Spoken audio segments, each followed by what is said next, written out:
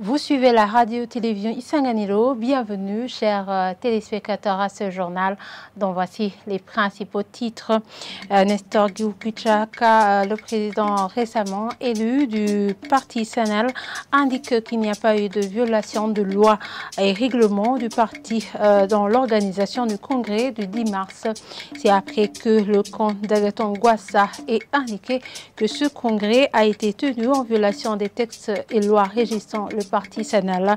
Le ministre de l'Intérieur, de son côté, dit n'avoir pas encore eu les procès-verbaux relatifs à ce congrès de Gungozi pour pouvoir s'exprimer. Vous aurez plus de détails au cours de ce journal. Et le président du Sénat burundais déplore le comportement de certains magistrats qui demandent des pots de vin aux justiciables. Emmanuel Sinzo Hagera l'a dit ce mardi au cours d'une réunion qu'il a tenue à l'intention des représentants des confessions religieuses. Voilà pour le sommaire. Les détails, c'est tout de suite.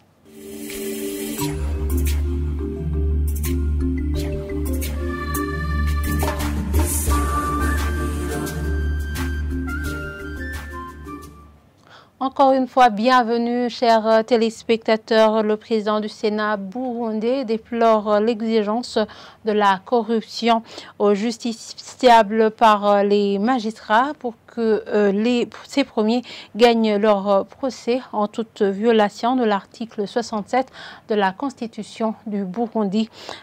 C'était lors de l'atelier sur le rôle des églises dans le renforcement de la justice ce mardi. Honorable Emmanuel Sinzo Hagera appelle les représentants des confessions religieuses à sensibiliser leurs adeptes pour bien exécuter leurs tâches gouvernementales. Le point avec Omer Douayo. Au cours de cet atelier, Emmanuel Sinzo Hagera, président du Sénat, estime que ces juges qui truquent des jugements ne s'absentent jamais dans des messes. Il jette la balle aux représentants des confessions religieuses qu'il considère comme des managers des équipes de football. Selon lui, lorsque l'équipe perd son match, la défaite incombe à l'entraîneur. Lorsque nous ne sensibilisons pas les croyants, ils font des pratiques qui salissent nos confessions. Continuons donc à sensibiliser les juges en premier lieu et autres catégories des fonctionnaires de l'État pour les ramener à obéir à Dieu et à travailler suivant le code de déontologie, chacun dans son domaine.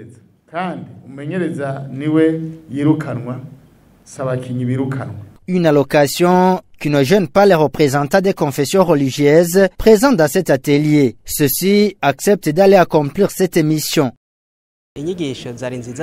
La sensibilisation était très bonne. On nous a rappelé notre part dans la lutte contre la corruption en matière de justice, disant que si nous prenons le devant à les conscientiser dans nos mosquées, ils peuvent changer la mentalité. Les juges et les justiciables sont des croyants. Et lorsque nous prêchons, les enseignements atteignent tout le monde. C'est pourquoi nous trouvons qu'il est nécessaire de multiplier des enseignements visant cette catégorie de fonctionnaires afin de les rappeler leur rôle dans le progrès de la justice équitable. Ces représentants des confessions religieuses estiment que les sensibilisations qu'ils donneront aux croyants seront bénéfiques au changement de mentalité. Page éducation pour continuer avec ce journal des élèves fréquentant différents établissements scolaires de la zone Gatumba. Nous sommes en commune Mutimbuzi, en province Bujumbura, disent qu'ils étudient dans de mauvaises conditions suite aux inondations qui ont touché cette zone. Les mêmes élèves disent qu'ils ne peuvent pas terminer le programme des cours prévus. Le chef de zone Gatumba, Jean Mouyoboke, ajoute que certains élèves abandonnent même l'école, mais les appelle à la persévérance et ne pas se décourager. Le point avec Ornella Moucho. Les inondations qui menacent la zone Gatumba affectent aussi les écoles. Certains élèves rencontrés en allant ou rentrant de l'école disent qu'ils sont obligés de parcourir un long trajet après que certaines écoles touchées par ces inondations aient été délocalisées. Avant, on étudiait dans l'avant-midi, mais aujourd'hui, nous sommes obligés de venir à l'école dans l'après-midi. Et on perd car les heures de l'après-midi sont limitées. Entre 2h à 3h, contrairement à l'avant-midi, où nous étudions pendant 7 heures. Et alors, le programme scolaire est rarement terminé, ce qui fait qu'on nous donne des examens sur des leçons non apprises.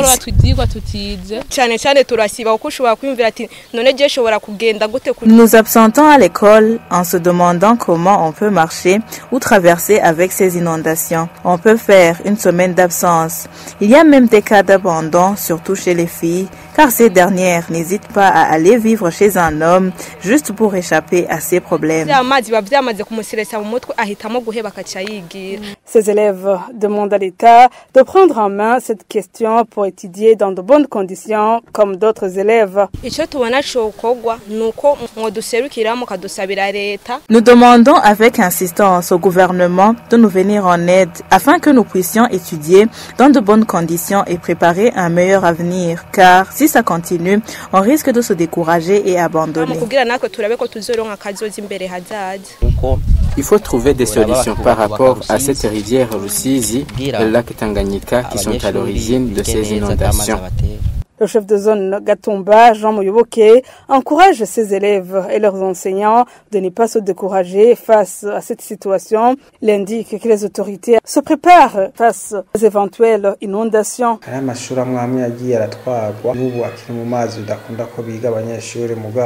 Il y a des écoles touchées par ces inondations, mais on a pris l'option de partager les classes avec celles qui n'ont pas été touchées par ces inondations ou les délocaliser. Vous voyez ici même, il y a une école qui est en train d'être construite, qui pourra accueillir des élèves qui sont dans de telles conditions. C'est vrai que certaines écoles sont délocalisées loin, mais il n'y avait aucun choix. Il faut que ces élèves puissent surmonter ces défis. Je profite de cette occasion pour rappeler aux parents qu'ils ont le devoir d'obliger leurs enfants à aller à l'école. Et on interpelle aux enseignants qui viennent de loin pour arriver à l'école de ne pas se décourager car il y a des écoles dont on a besoin de se déplacer par bateau pour y arriver. Ces inondations menacent la zone Gatumba depuis l'an 2016. Page politique pour clôturer ce journal. Le nouveau président du parti SNEL affirme qu'il n'y a pas eu de violation de loi et règlement du parti dans l'organisation du congrès du 10 mars. Nestor Girukushaka justifie que les congressistes remplissaient les critères requis et que ceux qui ont été arrêtés avaient l'intention de perturber le déroulement du 10 congrès. Suivez à ce propos le président Nestor Girukushaka au micro de notre confrère Placide Nyomungere. Nous avons préparé le congrès en bonne et due forme après avoir lu les textes qui nous régissent et après avoir aussi pensé à la loi en vigueur au Burundi. Nous avons pris les stratégies d'organiser ce congrès selon les dispositions de nos textes légaux qui nous autorisent à faire ce congrès-là. Et ce que nous avons fait, nous avons informé l'autorité compétente. Certains cautionnent la qualité des congressistes et parlent qu'il y aurait d'autres personnes, mais pas de vrais profils.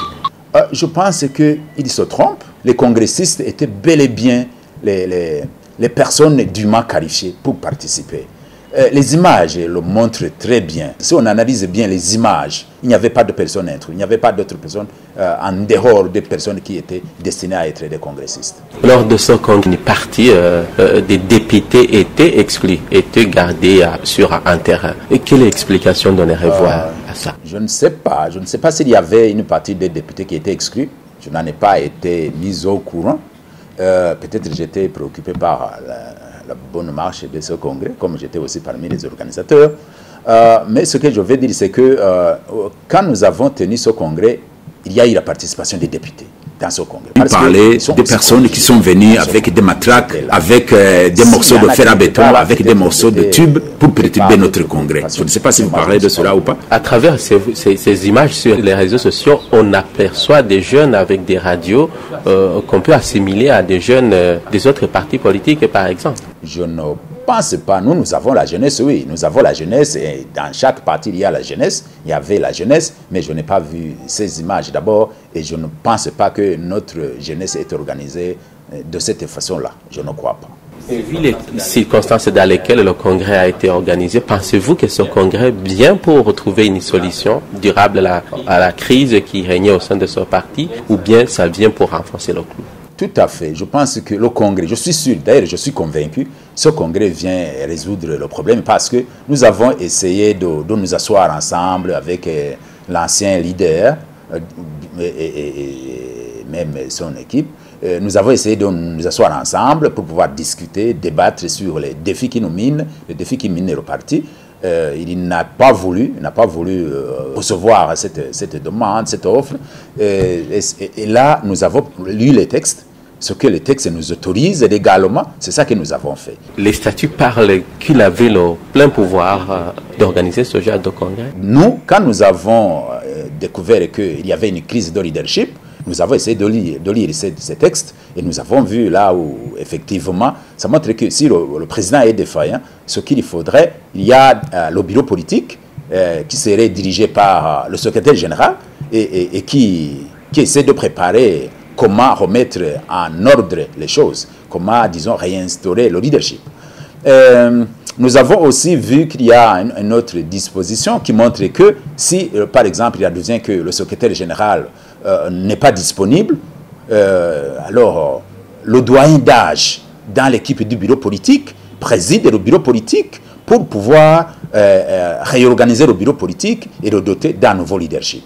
Certains parlent d'une main invisible derrière ce congrès, n'est-ce pas? Oui. Je ne crois pas qu'il y a une main invisible dans cette organisation parce que nous l'avons toujours clamé. Nous avons, disons, publié des communiqués sur la situation. Nous avons annoncé l'évolution de la situation. Nous avons toujours parlé de cette tentative de rapprochement qu'on avait avec l'ancien représentant du parti. Il n'y a jamais eu qui que ce soit pour s'ingérer dans nos affaires. C'est juste le bureau politique qui a pris les choses en main et qui a organisé toutes les autres instances du parti pour pouvoir résoudre définitivement le problème. Donc, ceux qui pensent qu'il y a une main invisible, ce sont des détracteurs. Ce sont ceux qui veulent justifier leurs erreurs. Contacté par la rédaction de la radio-télévision Isanganiro, le ministre de l'Intérieur, Martin Niteretse, a dit n'avoir pas encore eu les procès-verbaux relatifs à ce congrès de Ngozi pour pouvoir s'exprimer. Et voilà, c'est ici que nous clôturons ce journal. Merci de nous avoir suivis et très bonne suite de programme sur la télévision Isanganiro.